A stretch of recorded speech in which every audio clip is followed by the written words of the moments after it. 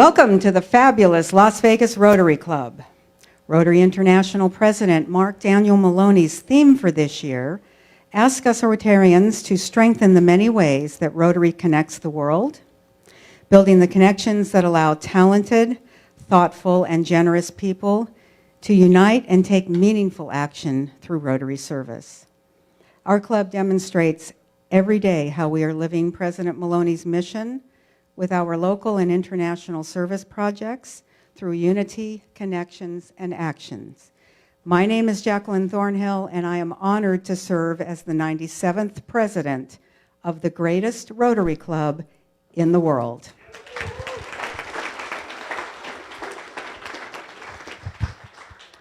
If you have your cell phone out, please take it out and participate in our Facebook live stream.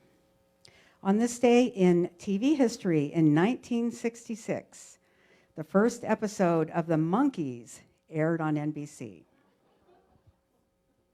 In music history in 2009, Steve Jobs announced that Apple's iTunes had 88% of the legal US music download market.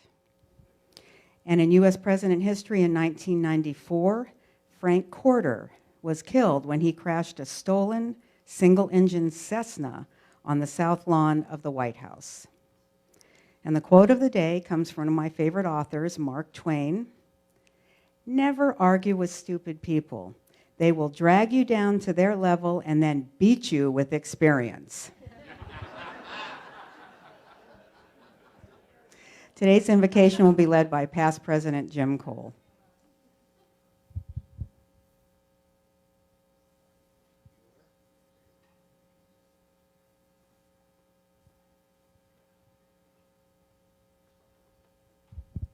Thank you.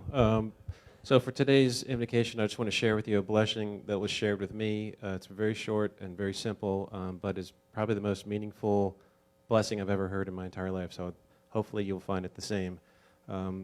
So it is just every time you are served a plate of food, look down at it and be thankful that you have food to eat and that you have food that you will not eat because you don't go hungry. Thank you. Thank you, past President Jim. Our song leader today is past President Steve Linder. Thank you, President Jackie. Please join me in a rousing chorus of America the Beautiful. Oh, beautiful for spacious skies, for amber waves of rain, for purple mountains' majesty above the fruited plain. America, America, God shed His grace on thee, and crown thy good with brotherhood from sea to shining sea. Thank you, past President Steve. Please join me in the Pledge of Allegiance. I pledge allegiance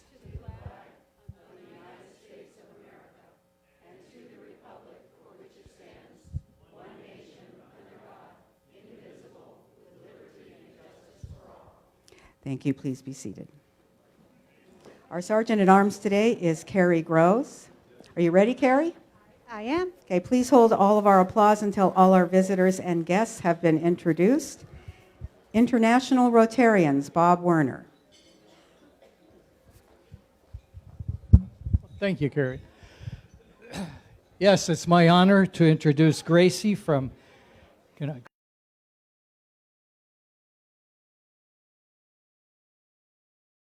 West. Hi, good afternoon. I'm glad to be here just to bring greetings on behalf. We are Richmond at the airport of Vancouver, BC. Thank you.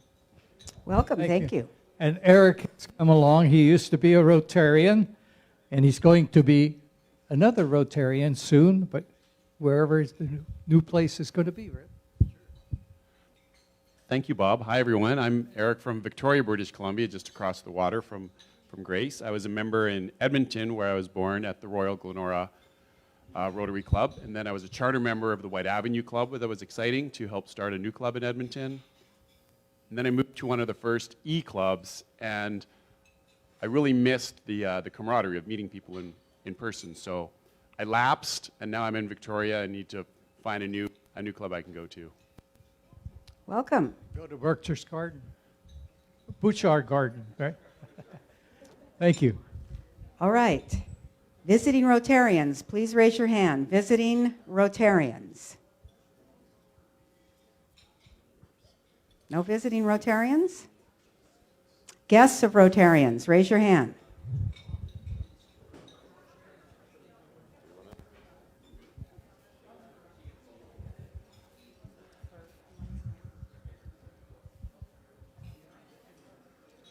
Hello, everyone. We have a guest. This is Bert Reiner. He has Everyone, been- please. Hello, everyone. This is Bert Reiner. He has been a former Rotarian, and he's relocated from 2 different homes, Connecticut, Las Vegas, and now made Las Vegas his home, and he's checking out our club and interested in getting back into the Rotary swing of things. So welcome him, please. Guests of Rotarians, raise your hands. Hello, everybody. I'm with a member of our club, a guest of our club today is Diana Marino, who works at the UNLV SBDC, the Small Business Development Center. I know lots of you own your own businesses, so she is the lady to talk to. A former member of the Rotary Club of Imperial Breakfast, and she already told me, since this is going out on Facebook, she likes our club more than their club. I'm joking. Oh, thank you so much. More guests of Rotarians, raise your hands. My friend Terry is here visiting us again. She didn't want me to announce her and say what she does, but I'm going to do it anyway. She is the best hairstylist at El Cortez, and she has been around Vegas forever, so she knows all the stories. So welcome back. Welcome. Guests of Rotarians. Thanks, Carrie. My name is Bill Houghton with Horizon Print Solutions, and it is my honor to introduce a longtime friend, former client of mine, Darlene Girardi. She was formerly with Mandalay Resort Group, formerly with Fontainebleau, and she is back to Las Vegas after a time in Florida, and she's very excited in being part of the community, and I told her the Las Vegas Rotary Club is the best place in the world to get connected. So welcome, my friend. Welcome. More guests of Rotarians. Thank you, Carrie. This afternoon, it's my pleasure to have as my guest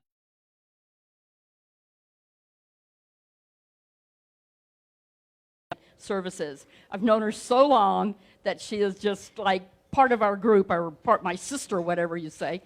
We've been trying to get together now for about, I'd say, 3 months or so, but we finally made it.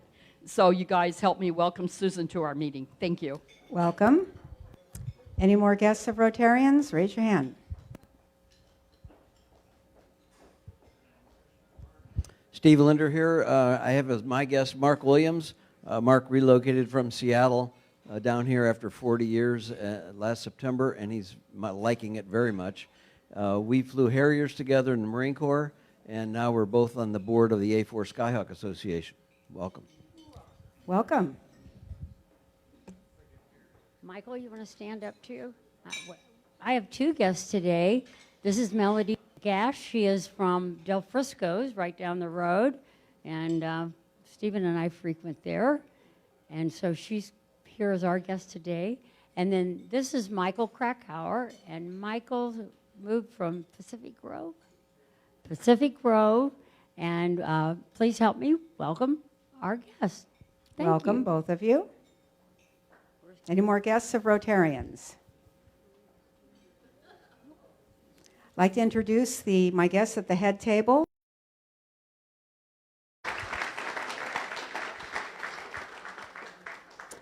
I'd like to thank those who helped set up today. Setup was Barbara Billitzer and Val Hatley, greeters Bill Houghton, invocation by past President Jim Cole, our song leader, past President Steve Linder. Teardown will be Renee Gamero. Sergeant at Arms is Carrie Gross. Our scribe is Michelle Roy.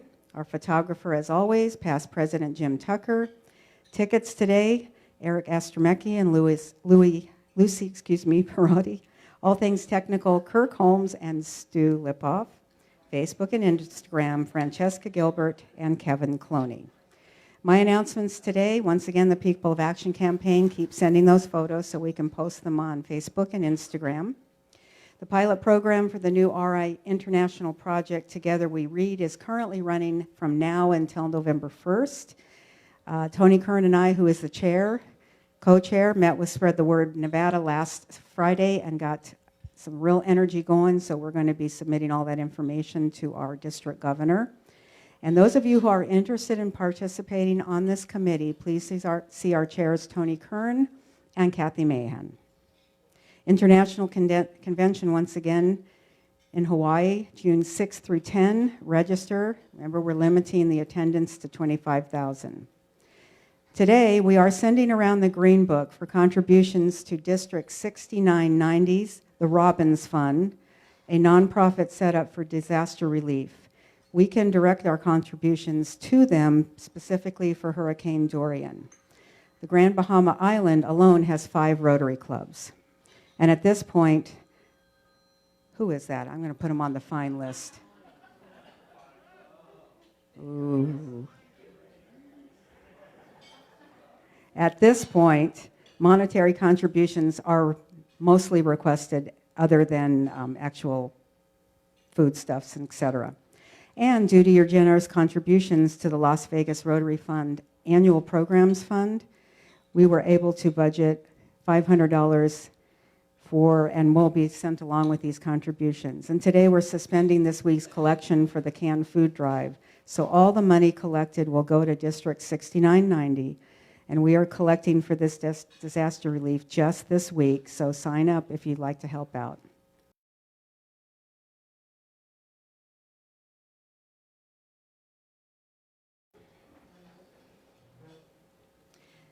Yesterday was the 18th anniversary of 9/11. I'd like to have a moment of silence in remembrance of the victims.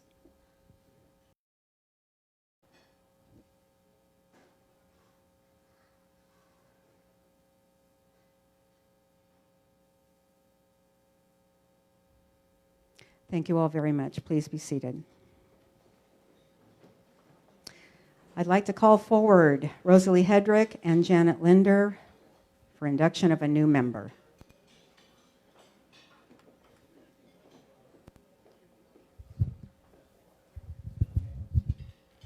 That would be you.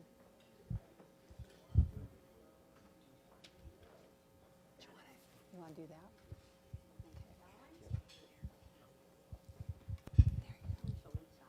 Hello, everyone. We have a new member. This is Chase Carter.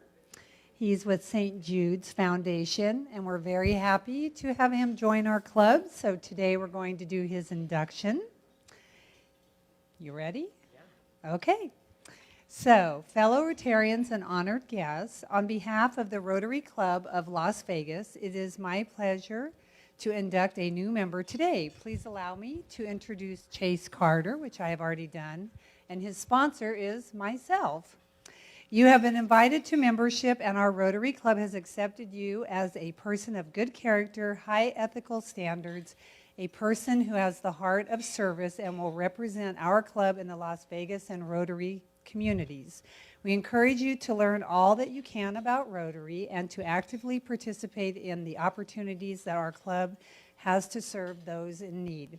Our Rotary motto, service above self, is the essence of our gathering. The members of our Rotary are people who believe that the world, understanding and peace can be improved through people united in the cause of service. Today, you have been selected as one of those people. We extend to each of you, a sincere and hearty welcome to the Las Vegas Rotary Club and the Worldwide Fellowship of Rotary International. Please, everyone, rise and help me welcome our newest Rotarian to our club.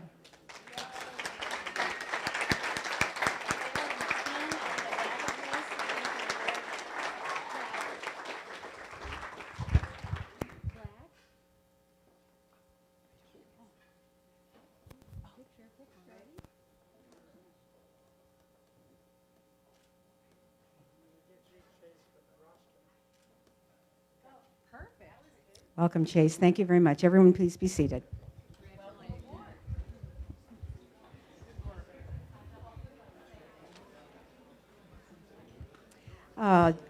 Carrie, if you would please take the microphone to Principal Shannon Brown. She's going to give us an update on Beckley. Everyone, please give Shannon your attention. Well, good afternoon, all of you amazing Rotarians. I'm so excited to be here for the beginning of the 2019-20 school year. I do want to share some absolutely amazing information with you guys. First thing is, our Breakfast with Books was just on Tuesday. We had a record number of 309 parents and students attend Tuesday morning. On the 17th next week, we will be opening our Books and Buddies program, and we will be doing an open house for everybody to come and take a look at it. Come on, take a picture, sister. Come on, just smile. It's great.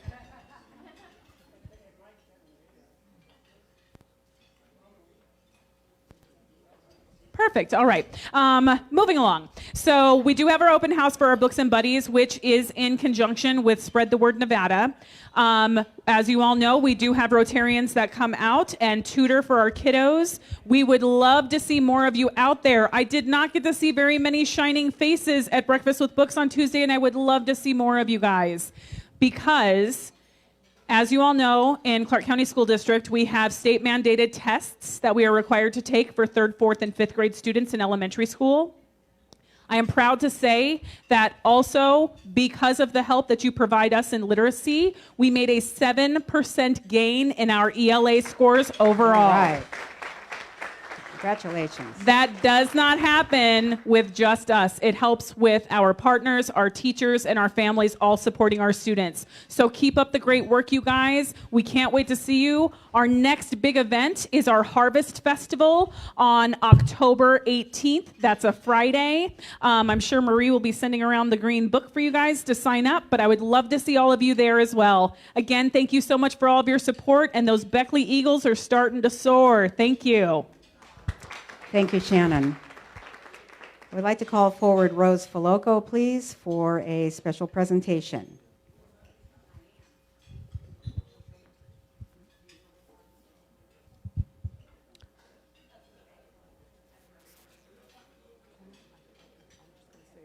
Okay, so in light of what Jackie said about donations for the hurricane relief, I am going to be donating 4 tickets, my season tickets, Sunday's game at T-Mobile Arena. Our Knights, it's their first game. And they are center ice seats at the Jack Daniels Lounge. So I'm going to be donating all the proceeds to the hurricane. So Jackie, you'll start. Stay up here, Rose. Okay, we're going to start the bidding at $100 per ticket. Who has $100? There are 4 tickets. It's this Sunday. It's this Sunday's game, preseason game. Anybody got $100 over there, Brian? Anybody else? $125? How many tickets, Brian? All 4 of them? $125 for all 4. 100. Sorry, I'm a terrible auctioneer. $125 each. Okay, I'm sorry, that's each for a total of this many. Whoa, I'm a terrible auctioneer. I got to go to auctioneer school. Okay, next, 125. Will anybody do 125?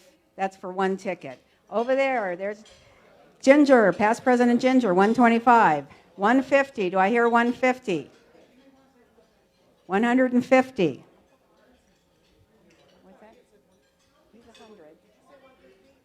Somebody back, 150? Brian's back at 150. 150 is the last bid. Does anybody want to do 175? That's per ticket, and there are 4 available. 175? Oh, sorry. They are center ice, section 5, Jack Daniels Lounge, right behind the home team. I know they're the best. They're founders tickets. I've had them since the beginning. So it's a treat if you guys have never been. Last bid, 150 over here with Brian. I have 175. Anybody 175 for each ticket, total of 4 available. 175. For all 4? All 4. Okay, and 175 is the next last bid? All 4? Okay. That's 175 each, but you want 4 tickets.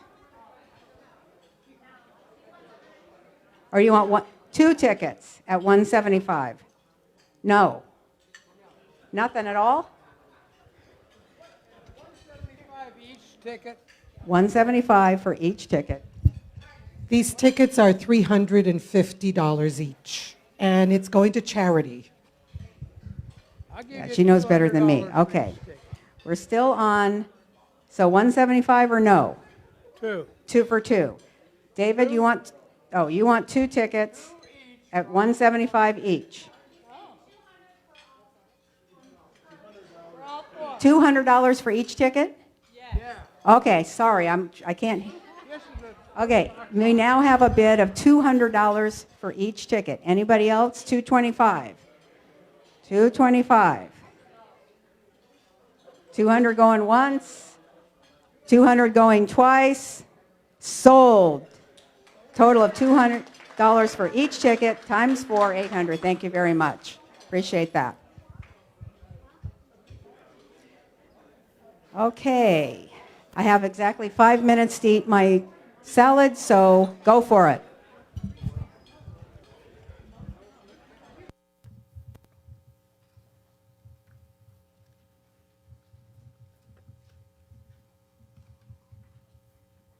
That is the monument that was on the von Schmidt line when 1932, when they recovered it.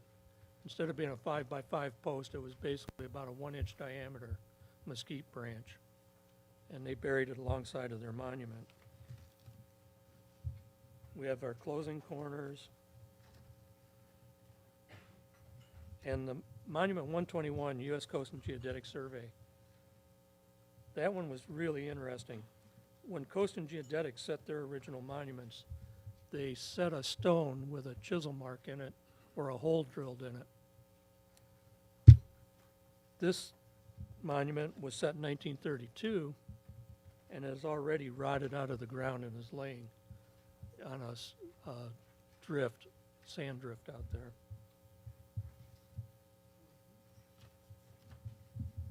D31, give you an idea of the terrain out there. You can see somebody's constructed a 3-strand barbed wire fence pretty much following the boundary of the 2 states based on USGS line. And the one I really like is D33. We were trying to find a monument right in that area. The thing you see on those posts is the top strand of the 3-strand barbed wire fence. So with the barbed wire being there, the metal detector wasn't of much use, and I'm guessing that the monument was probably at least 3 to 4 feet deep. And at the time, we were running out of daylight and energy, and we just wanted to get the heck out of there. So we never dug down and found it. The 1932 resurvey did a great job of monumentation, and if you're out there following any of it, you shouldn't have any trouble at all relocating theirs, except in areas like this where the sand is blown over them. A few things that I found about the different surveys along the state line. I have a little thing, a timeline of events. Give you an idea of some of the things going on in the late 1800s. 1861, transcontinental telegraph was completed. It went to California, who also had their own telegraph system set up. This was used to help get accurate time if you're trying to do your latitude and longitudes, especially the longitude. Unfortunately, the areas that von Schmidt worked, as soon as he left the Carson Valley, there was no longer a telegraph line. And his time was based on watches and chronographs that they could take with them. 1864, boomtown of Pioche was settled. That's why we see the road crossing to it. 1869, the Transcontinental Railroad was completed. 1872 through 73, the von Schmidt Survey. 1876 was our country's first centennial, or our centennial, and Custer's last stand. 1893 through 99 was the Coast and Geodetic Survey. 1898 was the Spanish-American War. And finally, in 1905, Las Vegas was created. 1980, the Supreme Court made its decision on the California-Nevada state boundary, splitting the baby north of Lake Tahoe, hold von Schmidt, south of it, hold the USGS line. The fact that the accuracies weren't that much different between his line north of Lake Tahoe versus his south of Lake Tahoe, the court just came up with something that they thought sounded reasonable. And if you've ever followed any court cases, you know that normally it isn't. Of course, everyone knows that locating a straight line, which was called for in the deed, or the descriptions, is not quite as easy as it sounds when you have to put it on the face of the earth, which happens to be round.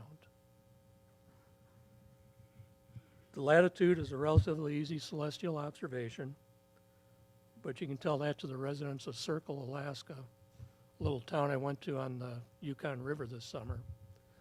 They thought they were on the Arctic Circle. They're about 50 miles too far south to be in the Arctic.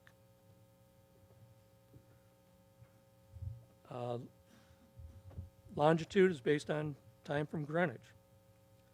A 1 second error in time at Lake Tahoe will cause an error of a quarter mile in the location of the longitude. So try,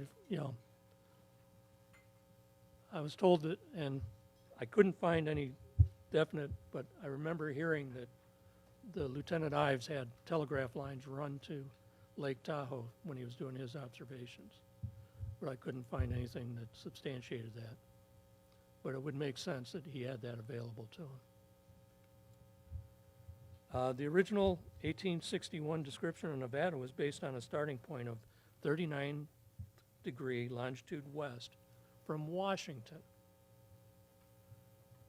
So throwing a little something different into the mix. Fortunately, that description was later overruled with the newer one. Back to the preliminary oath of assistance for Mr. von Schmidt's crew. Edward A. von Schmidt was 18 years old, and Alfred was 15 years old when they took their oaths of office. Both were flagmen in the survey of the oblique line in 1873. Edward continued surveying and surveyed the easterly 1.5 miles of the north line of Township 22 North, Range 4 East, MDM. And it shows up on a plat completed by Benson in 1878, so we know how accurate that's going to be. Later in his life, he was a ship's captain, worked on various projects around San Francisco, and died in 1899. Just finished my 5-minute salad. Carrie, are you ready to swing into action? Everyone, please, for the announcements, give us attention, please. Please take the microphone to Jamel for a Rockin' Betty recap. And where's Renee?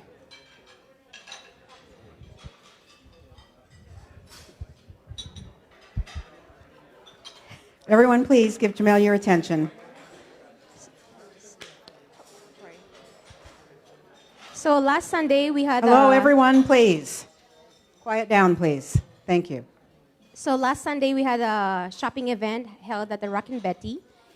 This is one of the out-of-the-box fundraising event that was organized. It was Jamie Goldsmith. We are actually getting a collection of $250 out of this event. And it will be presented by Jamie, I think, next week. So it was really like a good experience as well. So Renee is actually bought this shirt from Rockin' Betty. So Rockin' Betty shop is actually Nice. it's a retro. Nice. Very nice. Yeah, it's a retro shop, and that's our motto for the men's section. All right, thank you. I also bought my shoes there. Nobody, I can't get them up high enough, sorry. Okay, would you please take the microphone to past President David, please?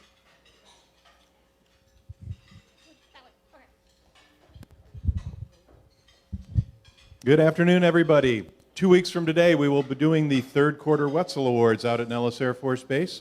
If you've never been out to this and you're able to make it, we basically go up there right after the meeting. It's really a great ceremony. You get to hear about the amazing things that our men and women in uniform are doing for us right here locally. A lot more detail happens at the Air Base Center than we're able to do when they're here for lunch.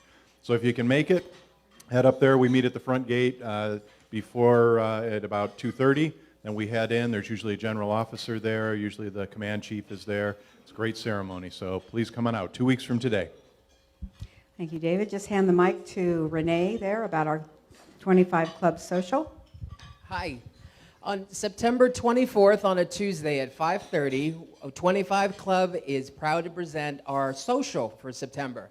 The social will have wine, we'll have appetizers, cheese, while we hang out over in Summerlin at the Allegiant Airlines offices in the space for Make-A-Wish Foundation's Wishing Place. So we're going to get there for a half hour, drink wine and cheese, take a tour of the facilities, learn what's going on there, very exciting stuff, and then end with more wine and cheese, if you please. Thank you, Renee. And I'm just going to add a little stats on Breakfast with Books to what Principal Shannon said earlier. She said a total of 309 participants. Of that, it was 183 children.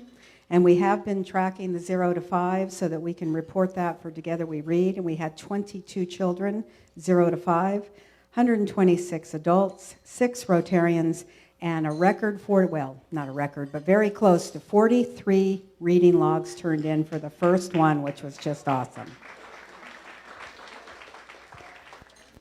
Okay, please take the microphone to Jamie Goldsmith about SOAR. Hi, everyone. Well, we are here Monday morning at Las Vegas City Hall. We have the 19th annual SOAR ceremony honoring outstanding first responders in Southern Nevada. Mayor Goodman will open the ceremony along with Congresswoman Susie Lee. And we will be doing a live stream, but we really need people to come out and support. Attendance starts within Rotary. This is a Rotary event, so we hope to see you at 8 a.m. We have parking validations, and we will wrap up by 9:45. So I hope to see as many Rotarians as possible this Monday at Las Vegas City Hall. Thank you.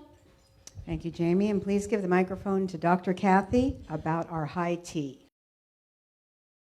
TTE. Sorry, La Poste? La Poste. Anyway, it's supposed to be kind of a cool place. It's 5410 West Spring Mountain Road, and it's at Spring Mountain and Lindell on the north side of the street. And it should be a lot of fun. We're expecting about 20 people, and the food goes to our Salvation Army food drive. So it's $30 cash a person, and should be a lot of fun. It always is. So I hope I see a lot of you there Sunday. Thank you, Dr. Kathy. And now I'm going to go ahead and mention once again our District 5300 Peace Conference. It's now being chaired by Michael Williams, who was unable to get to the meeting today. It's going to be on November 16th at the Treasure Island, and we need as many people attending as possible, so you can go online and register. Us? Okay. Very good. Uh-oh. See, you know how I tried to, you see how I tried to avoid that, everyone. Good afternoon, fellow Rotarians and guests. It's Russ Swain here. Hi, Russ. And I have been asked to make the UNLV Rotary tailgate announcement. We are going to do the tailgate on October 5th. It's a 7:30 game. That means we'll be tailgating at 5:30 in the Scarlet parking lot, which is where we've always in the room? Any Boise State fans? Come on, you got to speak up. on. Randy Donald. Randy. I found out that Boise State is ranked 22nd in the country, and that's who we're playing in that game. And Randy happens to be a Boise State fan, right? Okay. What's that going to cost him, President? Jackie? Yeah. So I'm doing this for my wife, so everybody knows. So stand in. So. Okay, and lastly, would you take the microphone to past President Jim Tucker about roster ads due today, please? And please keep the Green Book moving so everyone has an opportunity to make their contributions for disaster relief. Please keep it moving. Hey, we do have some space left in the roster, so if you'd like to have quarter page, half page, full page roster ad, please send it in right away. Thank you. And all the wheel ads are sold. Thank you, guys. Yay on the wheel ads. Thank you all very much for that. It's very grateful. Okay, where is Jerry Engel? Please take the microphone to Jerry Engel, please. Tell us where you've been, Jerry, and concisely, please. Well, it's very special. Yes, it was. You know, what's amazing is we come to our meetings and we live in Las Vegas, and we all feel Las Vegas is a normal town, and I agree with you. I mean, I've been here since 1953, but it's amazing. All you have to do is go abroad, and when you say, if you said you're from LA or you're from Miami or New York, people say, oh, because they're always asking where you're from, and when you say Las Vegas, they react like from another planet. It's amazing. Now, here we were. Diane and I just finished 10 days of a safaring in 4 different lodges in Las Vegas, stays in Las Vegas. Can you believe that, in the middle of Africa with the help? Anyway, we had an extra special treat because in order to acclimate to the 10-hour difference, we were invited to be with Michael Gordon's parents, George and Ina Gordon. And I have to tell you that we were treated like royalty. I mean, how many people give up their master bedroom? Now, Michael, this is going to cause problems in the family because we got the master bedroom. They took the guest bedroom, served coffee to us, and I had the pleasure of talking to the Rotary in Cape Town. Cape Town's a beautiful city. I recommend that all of you see it someday. And what was so special is because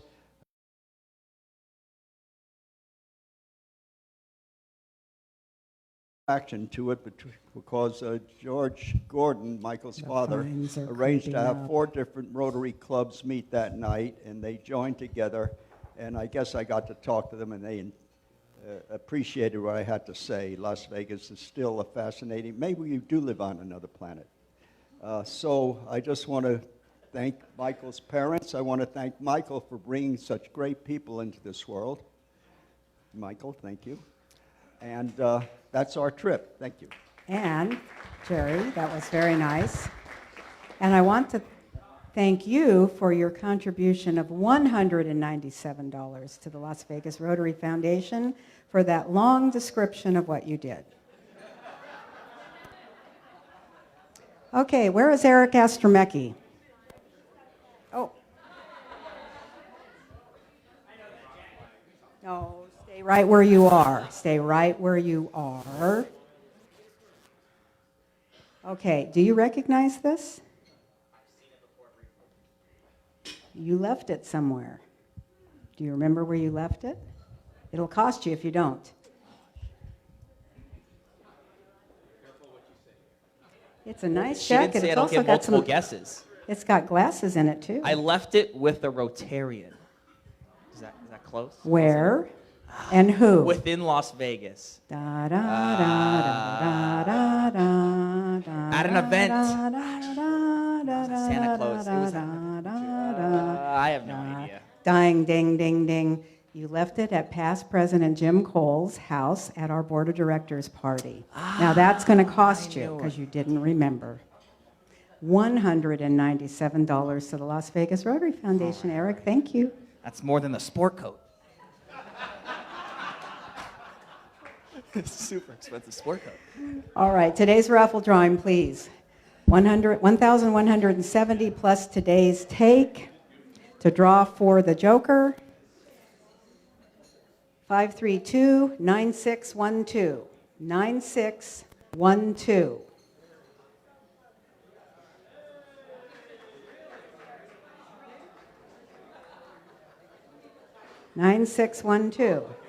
It's not Janice. Oh, Steve Kwan. How about that?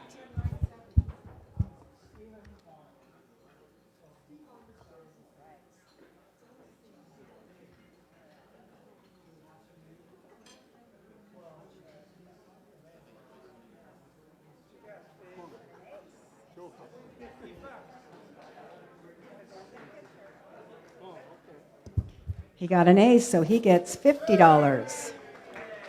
So see Sean afterwards. And for the Lowry Bucks, 532-9708. 9708. All right.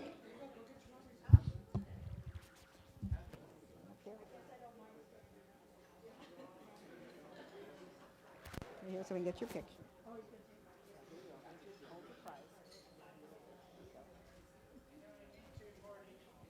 All right, yay, thank you very much. Okay, I would like to call Dr. Andy Kuniyuki up, please, or introduce our speaker.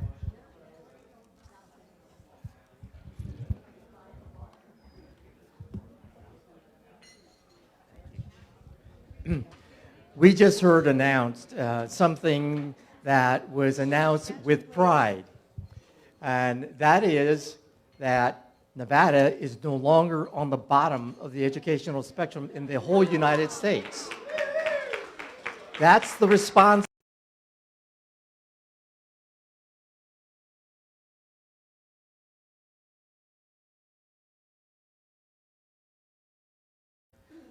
To share with you someone who is making an impact in that aspect.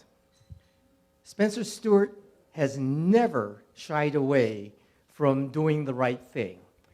He was a part of Nevada State at its inception, when I can tell you that we had friends across the Nevada system of higher education who were betting when Nevada State College would close.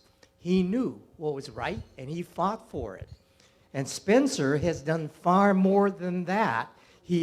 Because of his role, he was hired to be chancellor of the Western Governors University, rightly so.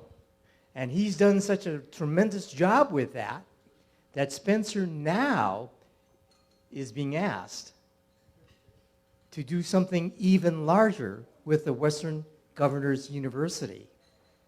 So it's with pride that over my 44 years in higher education, I've had the privilege of being guided by the best in leadership, a guy who's tremendous and compassionate, Dr. Spencer Stewart.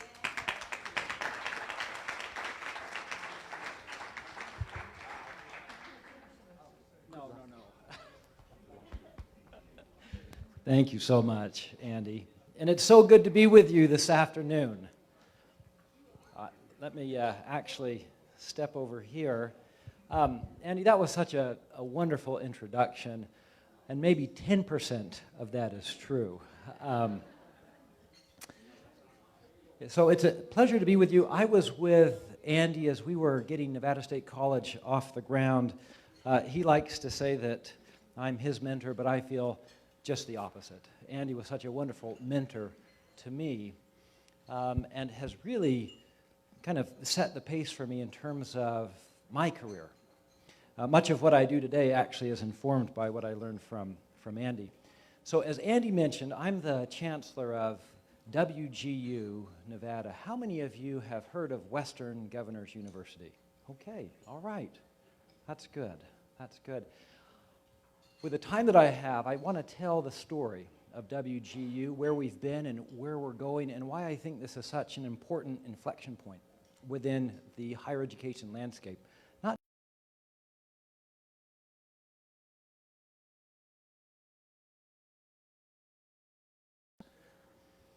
most of them were Western U.S. governors. In fact, in Nevada, it was Governor Bob Miller. Governor Bob Miller was one of the founding governors for WGU. But before I get into this, I want to ask a question. It's a rhetorical question. So ponder on this question as we talk this afternoon, and that is higher education still a ticket to America's middle class? Is it still a ticket to America's middle class? And some of you can see the figures on this slide. Some of you can't, so I'll reference some of these statistics here this morning. And I was reading a wonderful book written by a professor at Andy's alma mater at Berkeley. David Kerp is his name, and it's called The Great College Dropout Scandal.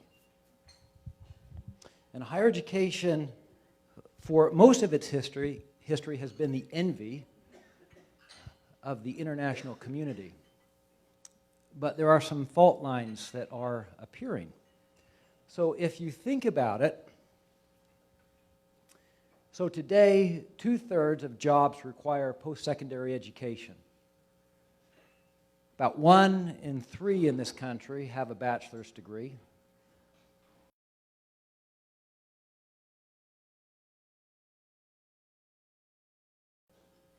And those that have the skills to fill those jobs, successfully fill those jobs.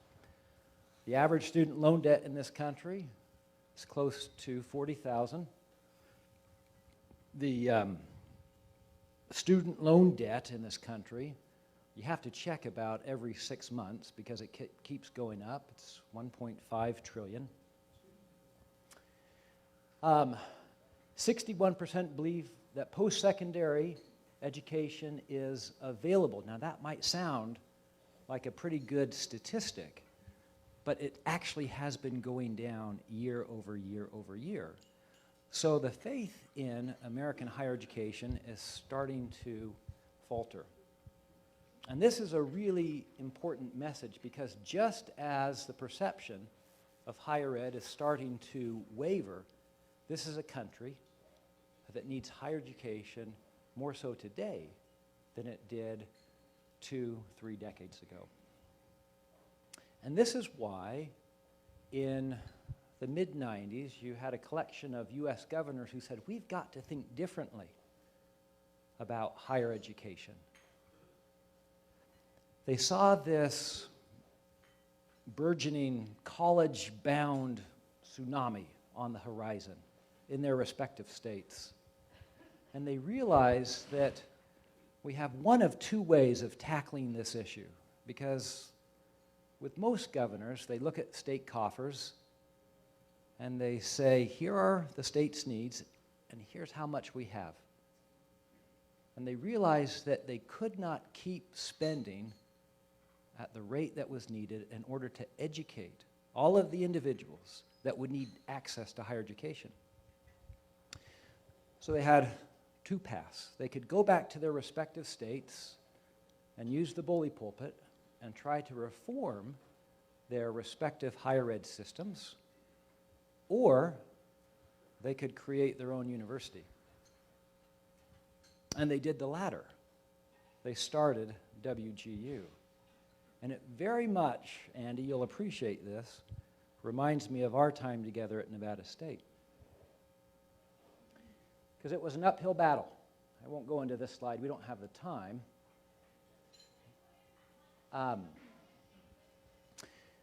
But this was a startup in every sense of the word. So each state, each governor put in roughly $100,000. You had a few states that put in a little bit more. The governor of Colorado, another governor. So all in all, the operating budget of WGU in its first year was a few million. And this is an institution that was pretty innovative in that it wasn't just online, so WGU is wholly online. But more and more institutions are online, so that really isn't the thing that differentiates WGU. The thing that differentiates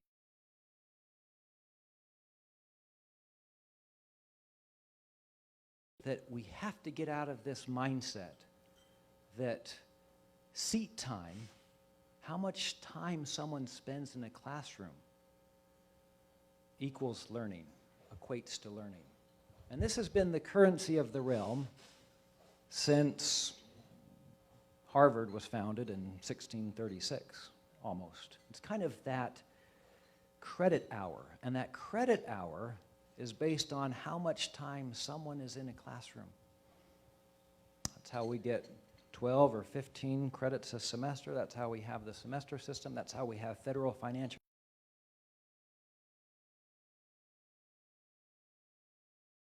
Has nothing to do with learning. It has everything to do with faculty pensions.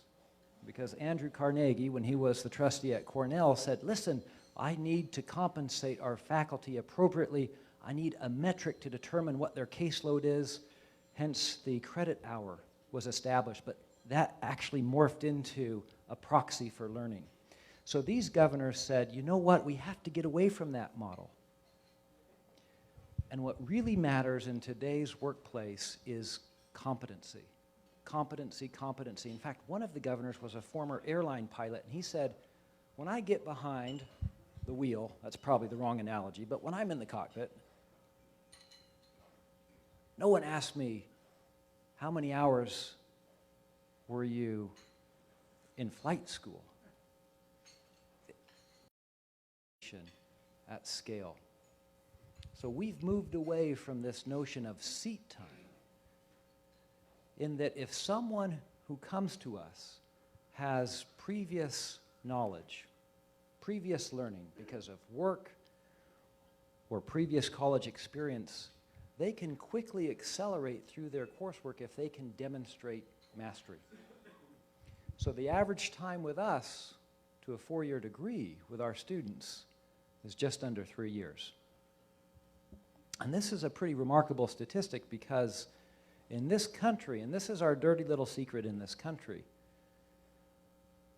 that 40% of college freshmen will never make it to commencement.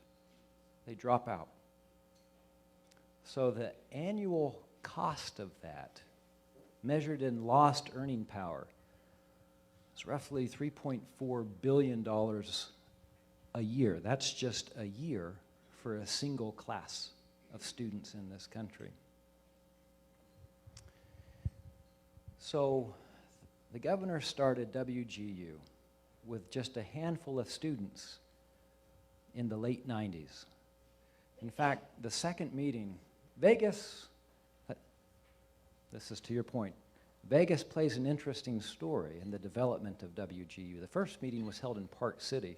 The second meeting, because it's Vegas, was held here in Vegas, just a few blocks away, as the governors were figuring out the charter to this university. But in the late 90s, this university started with just a handful of students.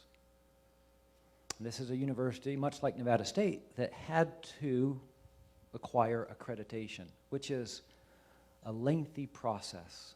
It took Nevada State about 10 years to accomplish that. WGU did it in about half the time, and it was accredited by 4 different regional agencies because no one knew what to make of this newfangled institution. This was so out of the box that it took the U.S. Department of Education and 4 of its regional accreditors to get together to figure this thing out. And like most startups, it had its fits and starts. But then in the mid-2000s, 2004, 2005, it really started to take off.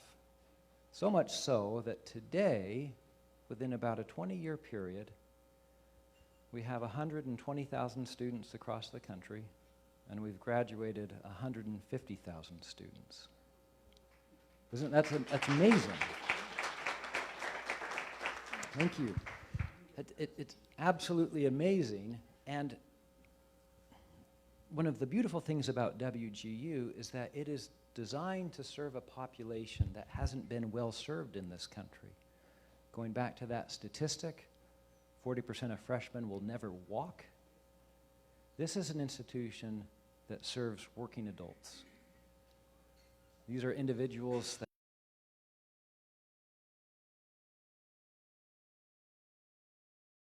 and the traditional brick and mortar environment just does not work for them. So we've tried to make this an affordable university. We offer undergraduate degrees, master's degrees. The average out-of-pocket expense for a bachelor's degree with us is $15,000. And there's a slight variance in terms of our graduate programs. You can get a graduate degree, an MBA, IT degree for about $16,000. So this model is working, so much so that about 7 years ago, the Gates Foundation said, we want you to become a trainer, and we want you to train interested universities and colleges across the country to implement this model. And I think we've had a fair amount of success. But this is a really challenging proposition for brick and mortar institutions because the credit hour is so embedded in everything that's done. Not just the credit hour, but there are some other features as well. We've talked about that. Oh, I think you'll appreciate this. So Mike Leavitt was one of the founding governors. I heard him at a conference, and a basic truism is that much of life is driven by people who don't know what they're getting themselves into. And this very much was a leap of faith by these governors. And I think it has surpassed their wildest expectations. So we talked a little bit about this. The other differentiating point about WGU is that we implemented and we're really the front runners in a subscription-based model to tuition. So the standard practice, those of us who have gone to college, it's you pay by credit. So whatever the per credit rate is, you just multiply that by how many credits. But at WGU, we have a subscription model where it's a flat rate. So for a full academic year, all in, full freight, it's about $6,200. And you can take as many courses as you can get through during that period of time. So there's this built-in incentive.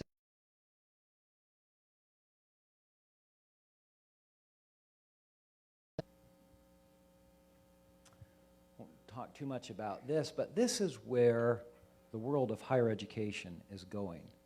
It's not based on that typical traditional transcript where you look at it and you see all of the courses.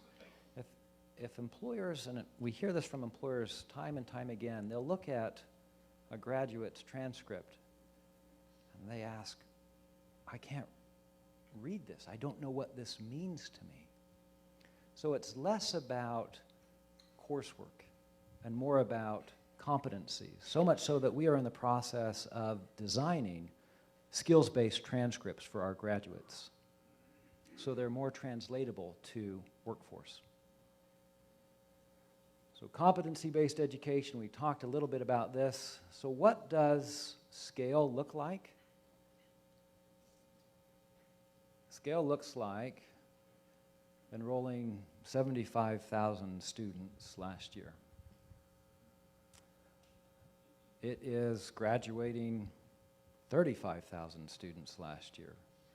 It is enrolling 7,000 students last month.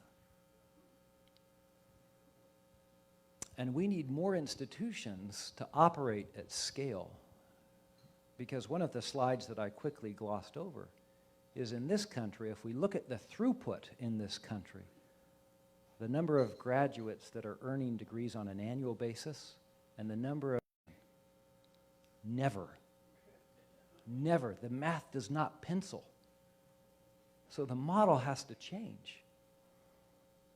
So we applaud any institution, and we support institutions that try to think differently about delivering higher education. In fact, this last year I served as a consultant for a new online community college that's competency-based in California. So California has 114 community colleges. 1 out of every 5 community college students in this country is from California. They just opened their 115th, and it's all online, and it's competency-based.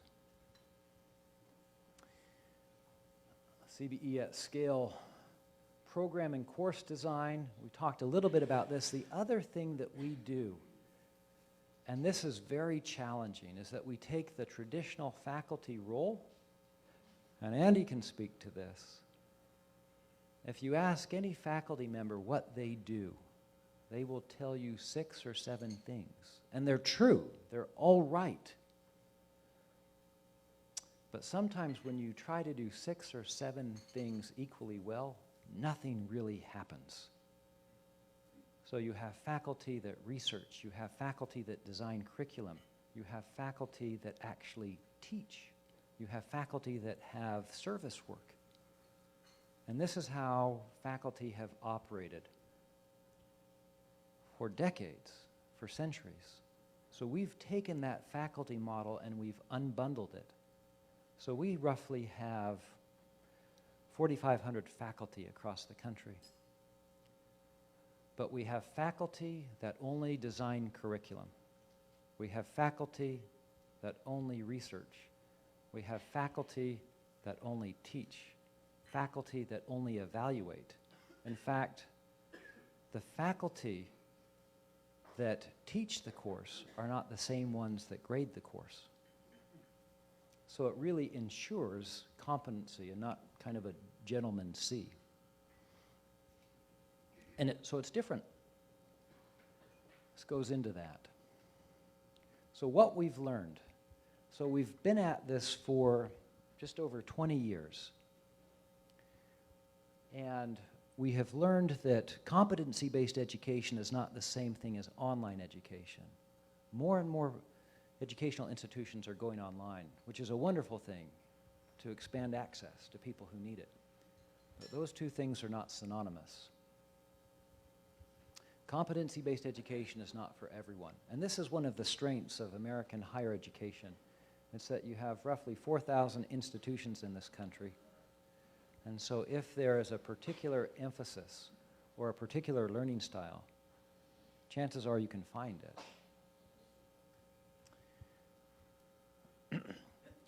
So these governors had a big challenge.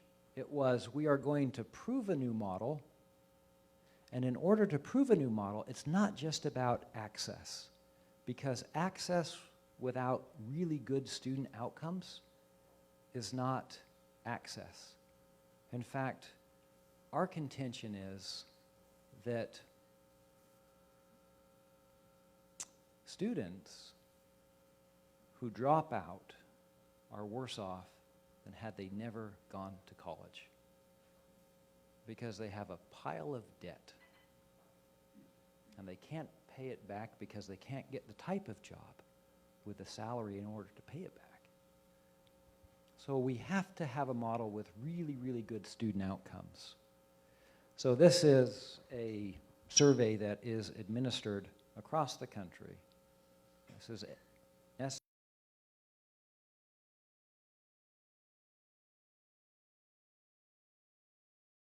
robust database right now. We have really, really good outcomes in terms of job-related knowledge, challenging work, quality of faculty interactions. In fact, there's this myth that because this is online, I really can't get the interactions that are meaningful to me. I don't wear a watch. I'm trying to be one of these cool millennial people. It's not working, by the way. So I've got 5 minutes? 10, okay. Oh, thank you. So I will end with this story and then we'll open it up for questions. So my first introduction to WGU was in Tennessee, as I was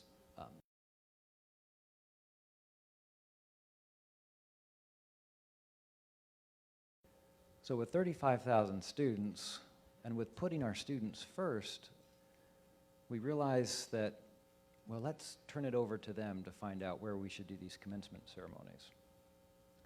So we do them in Tennessee. We do them right across the street from Disneyland because our graduates like to turn these into vacations with their family. So this one was in Tennessee. And the student commencement speaker was in his 50s, had been an engineer for one of the big oil companies and had gotten downsized. But one of his passions, lifelong passions, had always been teaching. And so he saw his faculty mentor. So every one of our 120,000 students is paired with a faculty mentor that stays with that.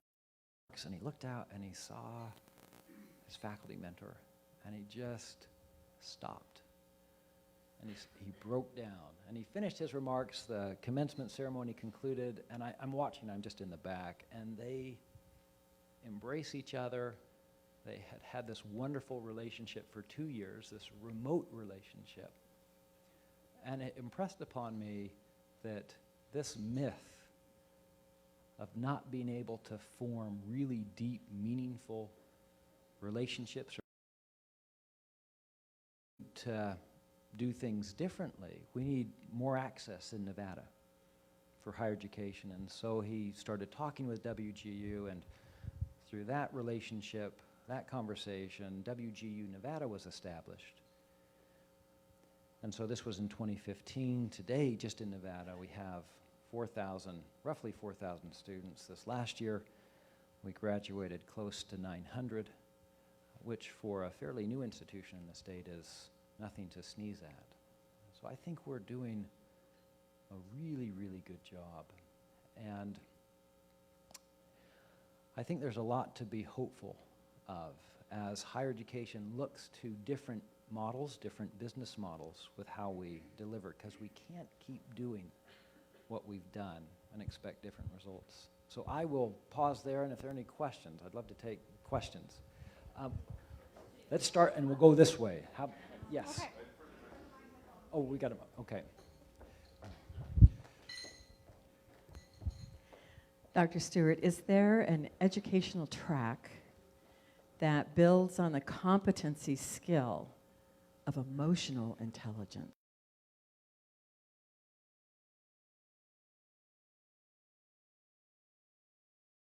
In terms of emotional intelligence. And about 3 years ago, we put together a working group of faculty to figure out how we develop competencies around EQ and embed that, not just within a particular program, but within our general education.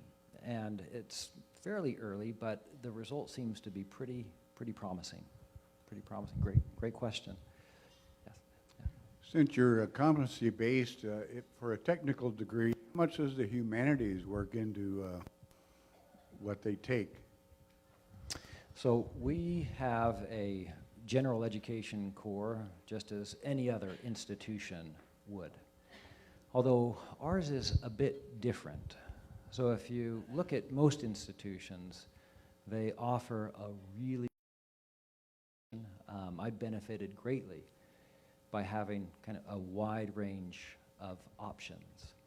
At WGU, because we're a private nonprofit institution, we have to be pretty selective in terms of which courses we offer, specifically within the humanities.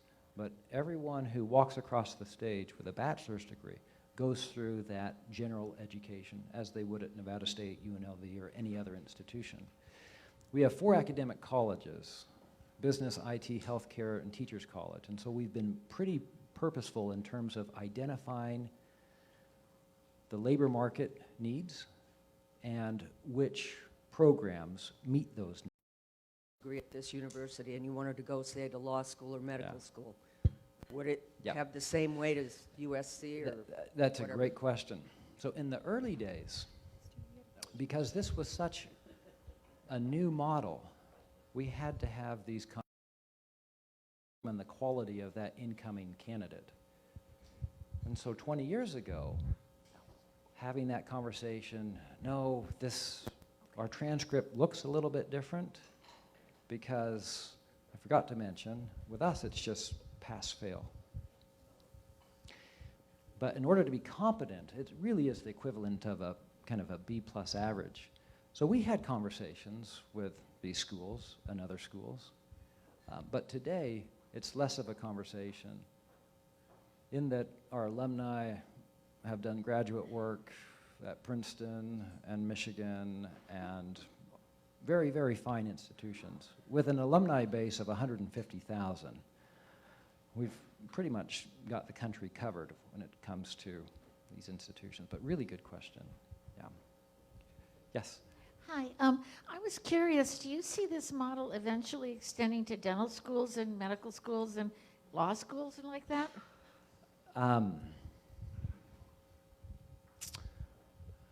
Everything, I'm thinking about how to frame this.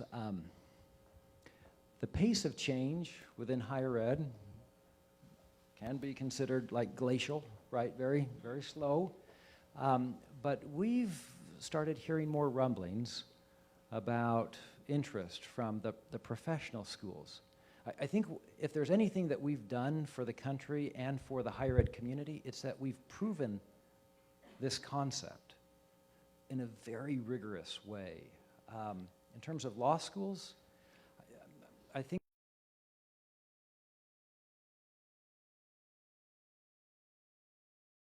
that are getting into that space, but it's just online right now. Dental programs, med school, it's probably a different conversation. Yeah. Other questions?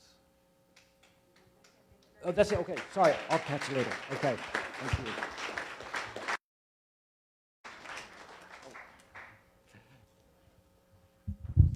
Dr. Spencer, thank you very much for sharing everything. You can see we have a lot of interest here today. I would like to present you with our Share What You Can award, which means that we are going to make a donation to the local USO in your name. So again, thank you very much.